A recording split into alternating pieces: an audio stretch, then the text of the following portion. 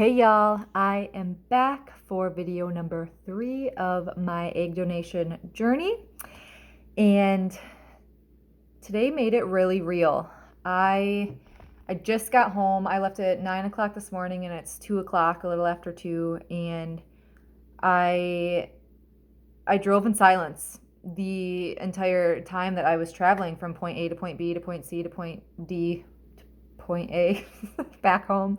I drove in silence because it was a lot to process, and it was a good day. I was really nervous going into it this morning because today was my first medical screening and my psych evaluation. So first thing, I went to my medical screening, and they drew, oh my gosh, they drew more blood than when I was pregnant. I, my poor veins, I was giving them pep talks on the way home, how good they did. But I swear it was 10, 11, 12 vials. So yeah, that was first. Vitals, and then they drew blood, and then I actually had an ultrasound. The doctor came in, went over all the risks, and she was saying how she was going to be the one doing the procedure. Just made it very, so comfortable and just so welcoming. And walking into that center where infertility, people are struggling with infertility, and I just, it was such an emotional experience because how people are, have such low and just saddened emotions, and they're looking for that light, and here I am, like, hoping to provide that light for someone. So it was just a really good appointment. And just the providers and nurses and the whole care team that I was with this morning was wonderful. So she did an ultrasound, looked at my ovaries, and one thing that went over the risk factors, and I didn't get to ask all of my questions, but I asked the doctor one question that I felt that she would be a good one to answer. It is, since when I had my son, I needed an emergency D&C. So my part of my placenta didn't detach. I started hemorrhaging right after delivery, and I was taken to the OR. I had skin to skin with my son, which I'm so thankful that I was able to have, but I was rushed to the OR and was gone for over 3 hours, and I had a surgery.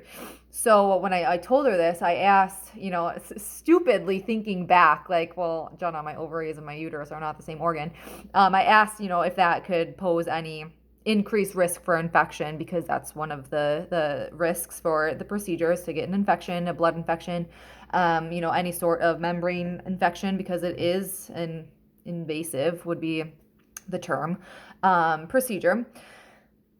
And she said no, it wouldn't increase any chance. But then we started talking about us wanting to get pregnant again, and in the future, and how she was saying that may, she wasn't saying that the risks are higher, but she was saying that I might have scar tissue in my uterus, and that may pose some challenges with getting pregnant again, which was that was news to me. So that kind of, got my wheels turning with, I have not seen my OB since 6 months postpartum. So that got my wheels turning. She was a phenomenal doctor. I'm very excited and looking forward to working with her. But we were going through the risks as she was doing the ultrasound, showing me my insides. I know I'm not pregnant right now. I knew exactly what I was looking at. It was really cool. And so we did that.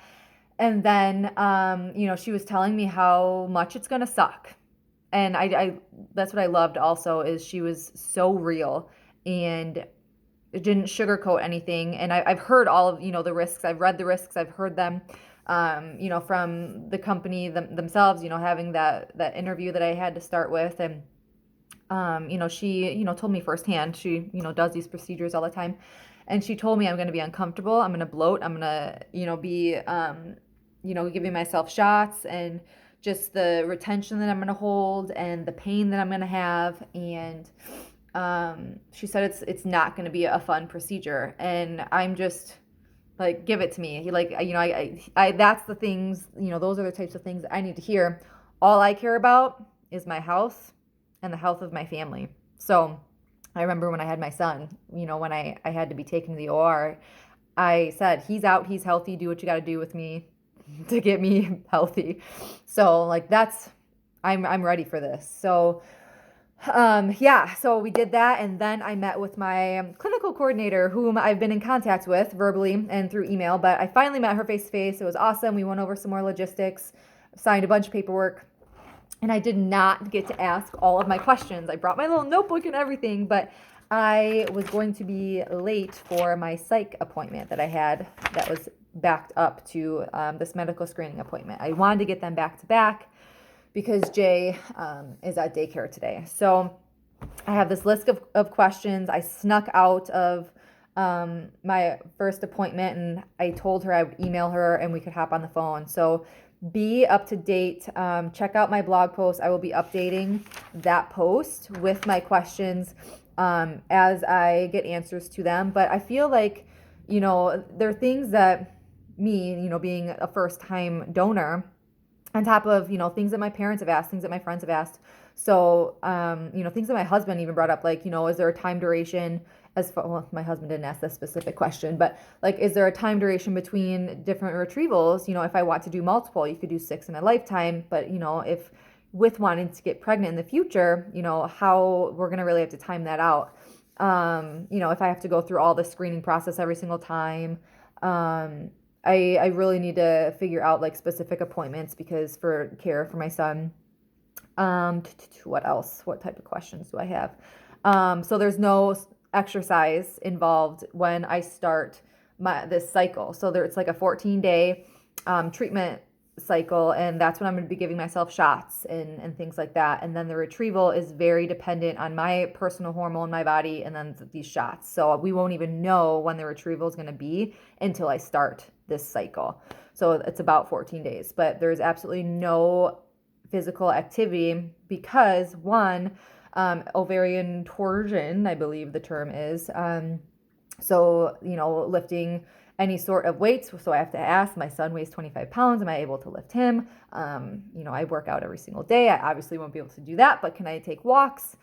And also, there's no sexual intercourse during all of this time because I am giving myself hormonal shots to grow all of my ovaries that women naturally produce every month, but only one or possibly two, make it through, through your cycle and through your ovulation. So I'm essentially giving myself hormones to grow all of those eggs so they could retrieve them. So if I want to have a pregnancy with multiple babies, which we do not, no, thank you. So I do not want Jenna and Jameson +8 or anything like that.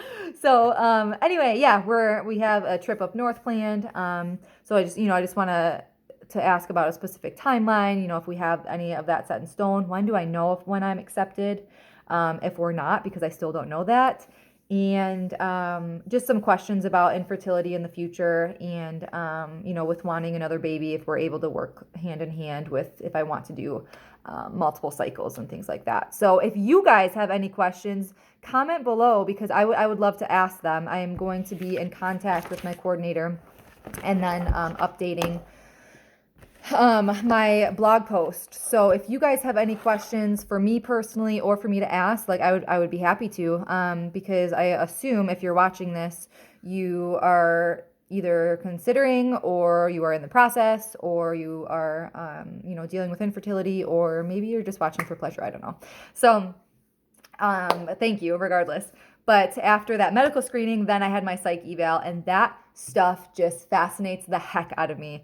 Oh my gosh, if I still, like, as I was taking this personality test, I'm like, gosh, I want to get a degree in psychology. Like, it just fascinates me.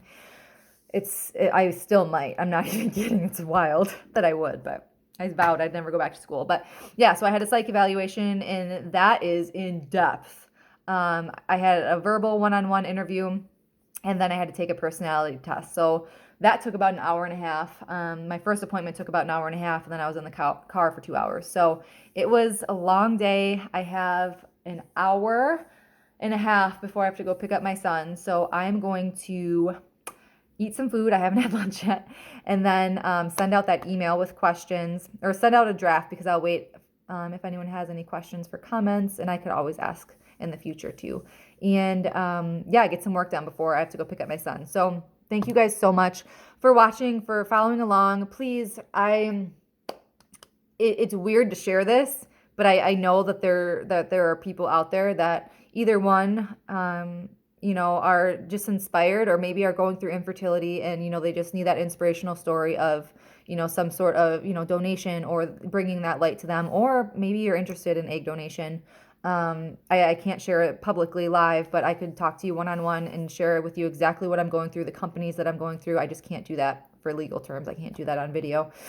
And yeah, share anything. I'm an open book, totally transparent, y'all. So thank you so much for following along.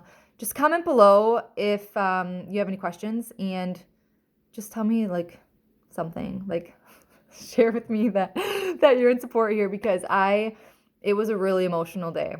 It was a good day, but it was emotional. So sending my love and sending light, and I hope you guys are all having a wonderful week.